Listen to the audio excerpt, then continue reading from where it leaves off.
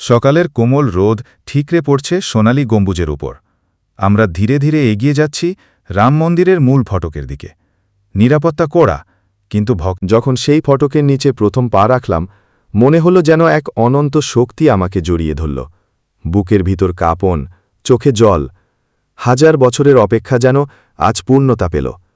চারপাশে ধূপের গন্ধ, ভক্তদের মন্ত্রোচ্চারণ আর ঢাকঢোলের গর্জন, সব মিলিয়ে যেন স্বর্গ নেমে এসেছে অযোধ্যার বুকে।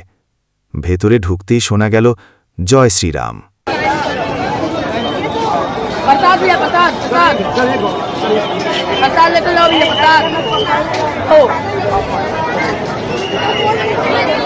लो प्रसाद